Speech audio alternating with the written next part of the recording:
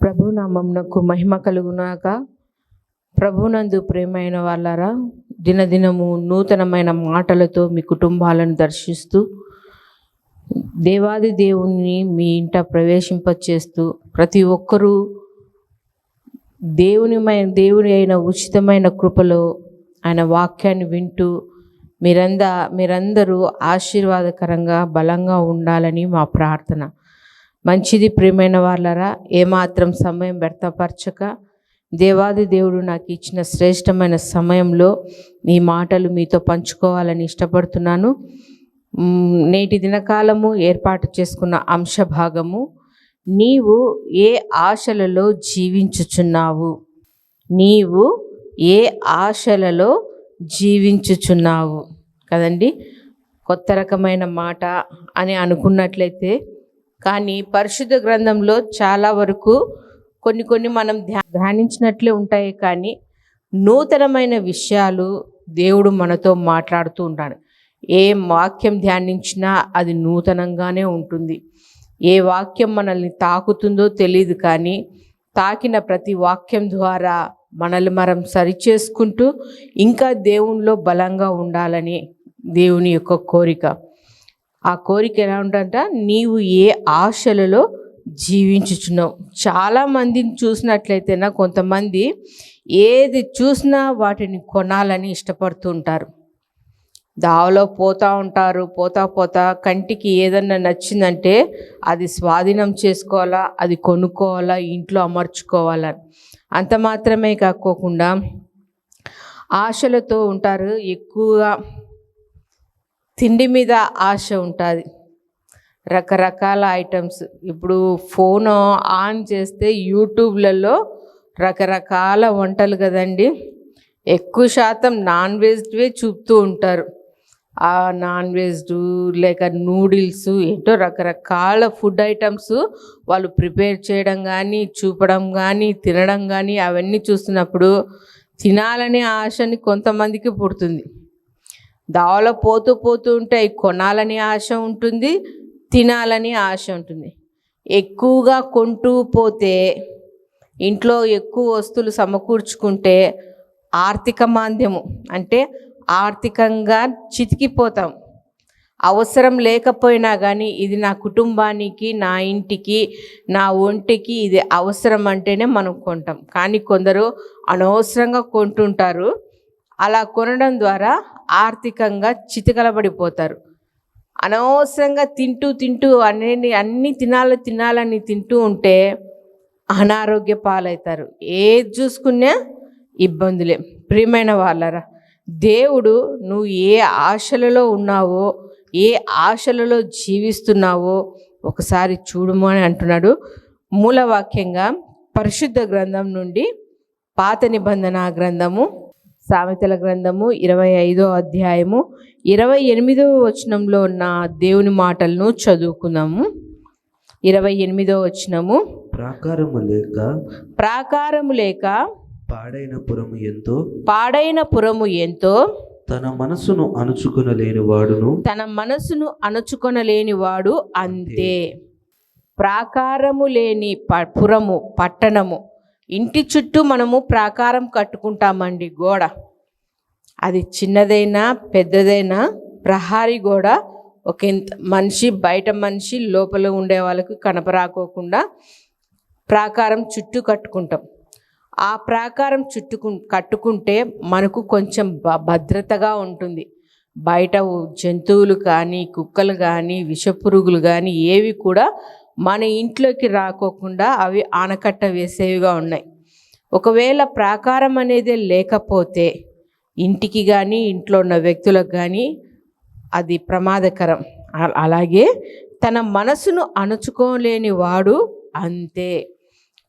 ఇంటికి ప్రాకారం లేకపోతే ఎంత ప్రమాదమో అంతే ప్రమాదము మనసును అణుచుకోకుండా చూసిన వాటిని, కొన్న వాటిని, తినాలనుకునే వాటిని అన్నిటిని బట్టి ఏమన్నా చేసుకున్నట్లయితేనా తన ఆరోగ్యానికి ప్రమాదము అంటున్నాడు. మరి ఎలాంటి ఆశలలో నేటి కాలంలో వాళ్ళు ఊగిసలాడిపోతున్నారో ఒకసారి చూద్దామండి. లేఖనాలలోకి వెళ్దాం. మొదటిగా యోహాన్ రాసిన మొదటి సువార్త పత్రిక, మొదటి యోహాన్ రాసిన పత్రిక 2వ అధ్యాయము, యోహాన్ రాసిన మొదటి పత్రిక 2వ అధ్యాయము 17వ వచనంలో ఉన్న మాటలను చదువుకుందాం. లోకమును దాని ఆశయు గతించిపోవచ్చున్నవి గాని దేవుని చిత్తము జరిగించువాడు నిరంతరము నిలుచును. మొదటిగా మనం గమనించినట్లయితేనా, నీవు ఏ ఆశలలో జీవిస్తున్నావు అంటే, దేవాది దేవుడు యోహాను గారి ద్వారా ఈ రీతిగా మనతో మాట్లాడుతున్నాడంట. లోకము దాని నటన ఏమంటున్నాడు? 17వ వచనము, లోకమును దాని ఆశలు గతించిపోచున్నవి కానీ. లోకంలో ఏమేమి ఉన్నాయి?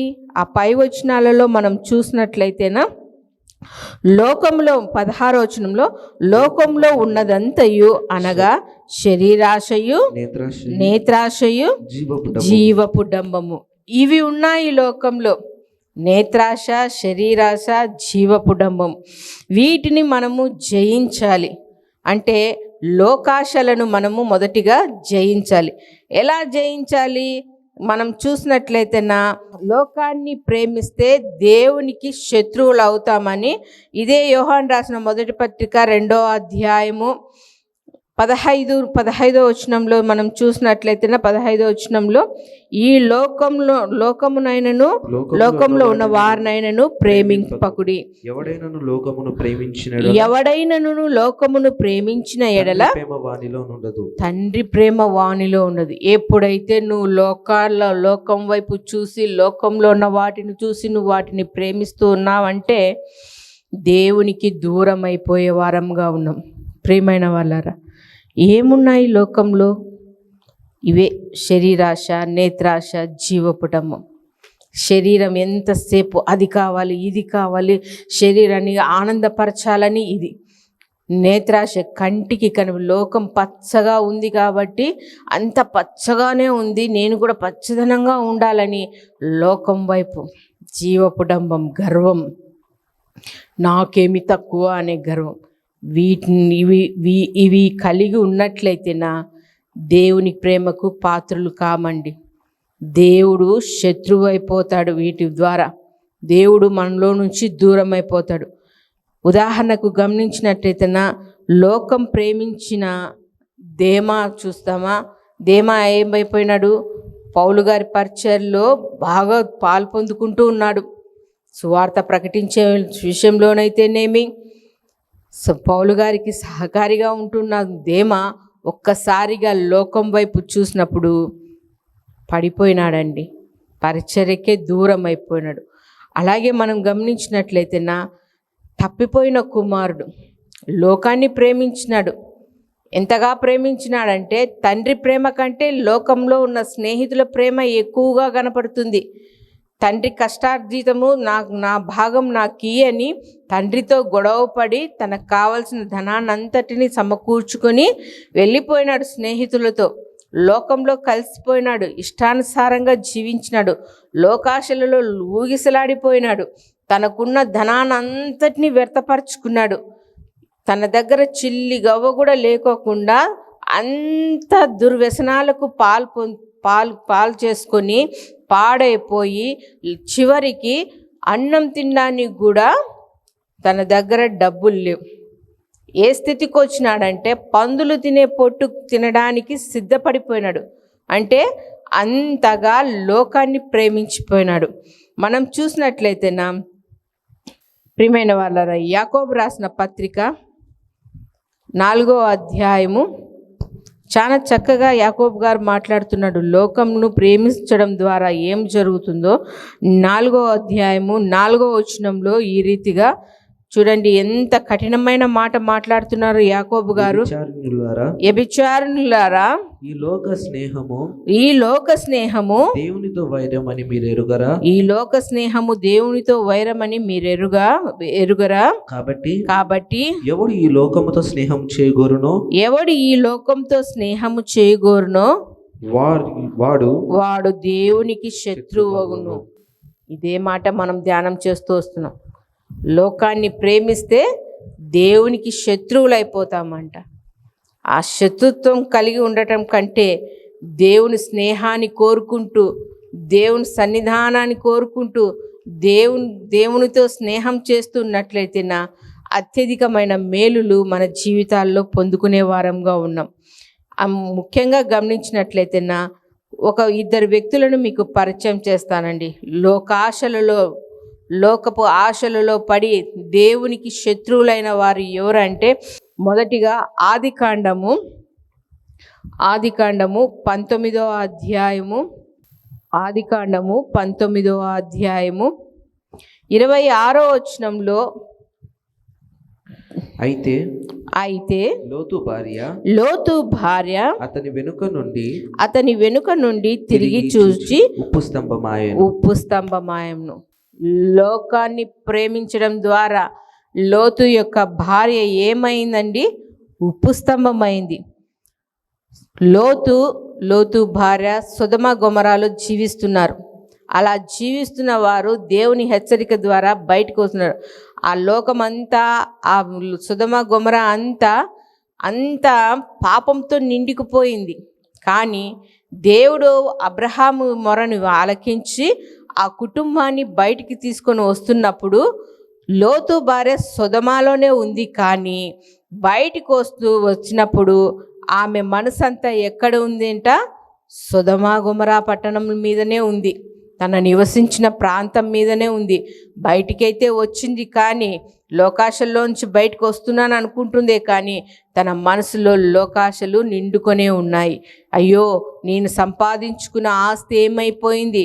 నా ఆస్తి అంతా ఏమైపోయింది? నా బిడ్డలు ఇంకా ఉన్నారు, నా అల్లుళ్ళు ఇంకా ఉన్నారు, నా స్నేహితురాలు అక్కడే ఉన్నారు, నా బంధువులంతా అక్కడే ఉన్నారు, నేను కాలం గడిపిన నా గృహం అట్లనే ఉంది, ఏమైపోయిందో ఏమో అని వెనక తట్టు తిరిగి ఉప్పు స్తంభం అయిపోయింది. అంత మాత్రమే కాకోకుండా ఇశ్రాయేలు వారు ఐగుప్తులో బానిసలుగా ఉన్నప్పుడు దేవునికి మొరపెట్టినారండి. దేవునికి మొరపెట్టి బయటకు వస్తున్నారే, కానీ వారిలో ఐగుప్తు యొక్క ఆశలు ఇంకా అలాగే ఉన్నాయండి. అలా ఉండడం ద్వారా అరణ్యంలో పిట్టలు రాలిపోయినట్లు అనేకులు మరణించినారండి. మనం చదువుకుంటున్నాం సంఖ్యాకాండము 11వ అధ్యాయం 4-5 వచనాలలో. అలా ఆశలు అలాగే ఉన్నాయి. ఇంకా ఇప్పుడు గమనించినట్లయితే నీవు ఏ ఆశలలో ఉన్నావు? ఇంకా లోకాశలలో ఉన్నట్లయితే బయటికి రా. రెండవదిగా గమనించినట్లయితే పాపపు ఆశలు. అది ఎలా ఉంటుందంట? పేతురు రాసిన 2వ పత్రిక 2వ అధ్యాయము, పేతురు రాసిన 2వ పత్రిక 2వ అధ్యాయము 14వ వచనంలో ఉన్న దేవుని మాటలను చదువుకుందాము. వ్యభిచారిని చూచి ఆశించుచు పాపము మానలేని కన్నులు గలవారును అస్థిరులైన వారి మనసులను మరలు కొల్పుచు లోభిత్వము మందు సాధకము చేయబడిన హృదయం గలవారును శాపగ్రస్తులనై యుండుడి. ఏముందంట? పాపపు ఆశలు. ఏ పాపపు? వ్యభిచారము తలంపులతో ఉన్న వారి యొక్క ఆశలు వాళ్ళ యొక్క మరణానికి దారి తీసేదిగా ఉంది.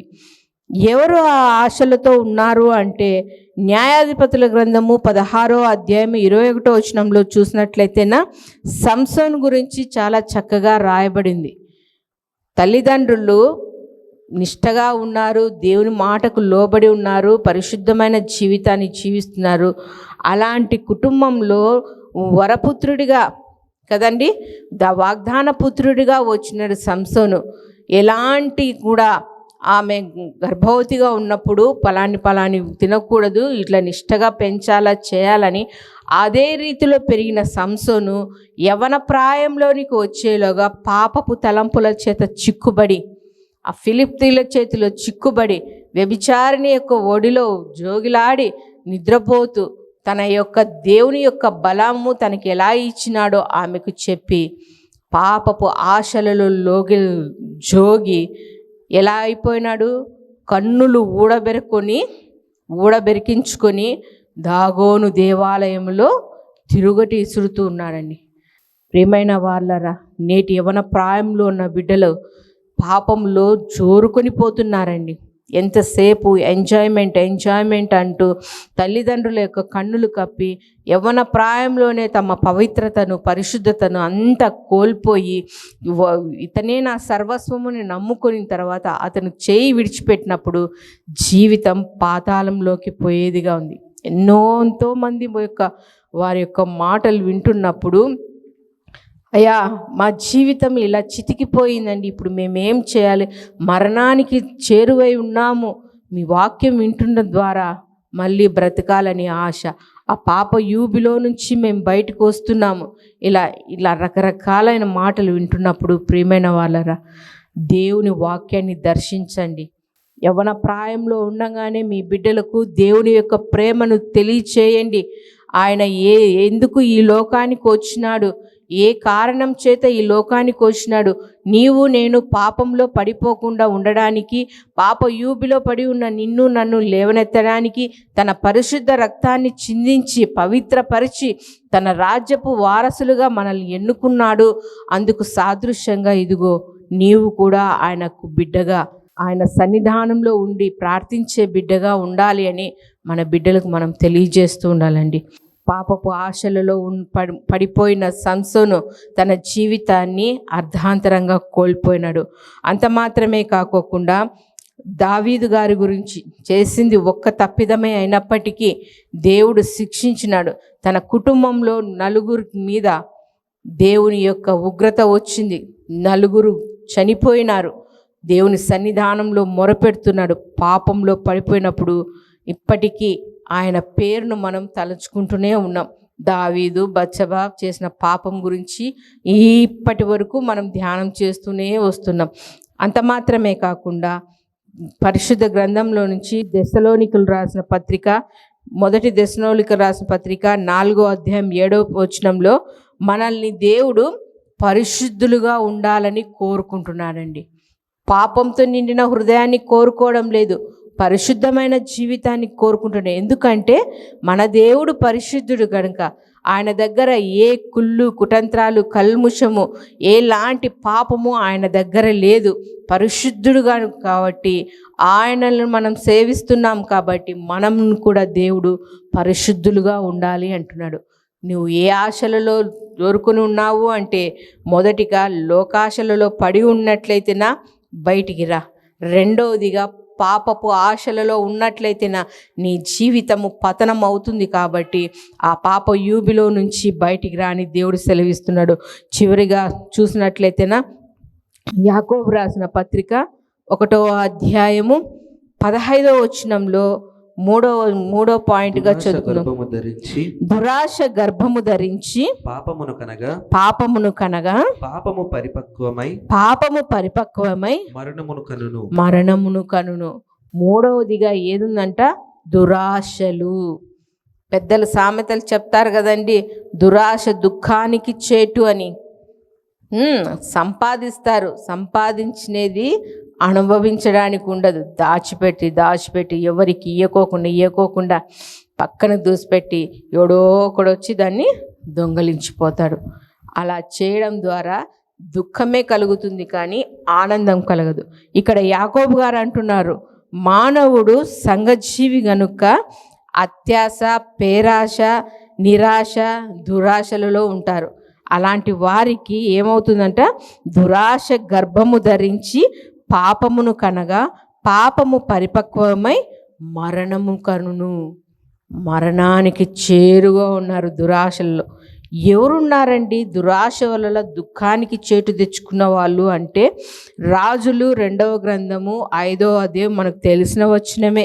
21, 22, 21 వచనం కానుంచి 27 వచనాలు వరకు మనం ధ్యానం చేస్తూ వస్తేనా అక్కడ 3 వ్యక్తులు కనపడతారు. నయమాను, ప్రవక్త గారు, గెహాజీ కదండి. ఎలీషా ప్రవక్త గారు వస్తారు.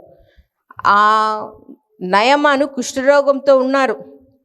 అక్కడ బానిసగా వచ్చిన బాలిక చెప్తుంది, అయ్యా నా దేశంలో ఉన్నారు ప్రవక్త, ఆయన దగ్గరికి వెళ్ళండి, నా యజమానుడు బాగుపడతాడు అని యజమానురాలికి చెప్పినప్పుడు ఆమె తన భర్తకు చెప్తే ఆయన వెళ్తారు.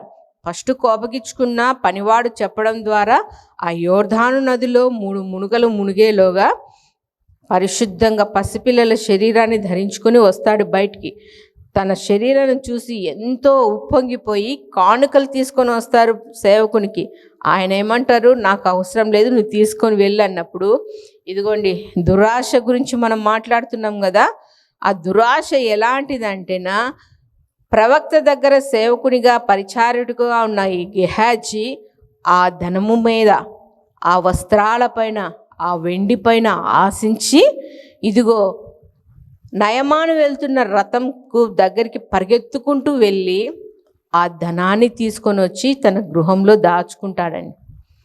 ఇవన్నీ ప్రవక్త సేవకుడు కనుకొని, అయ్యా నువ్వు పరిగెత్తు వెళ్తున్నప్పుడు నా మనసు కూడా నీతో వచ్చింది, నీకు తెలీదా?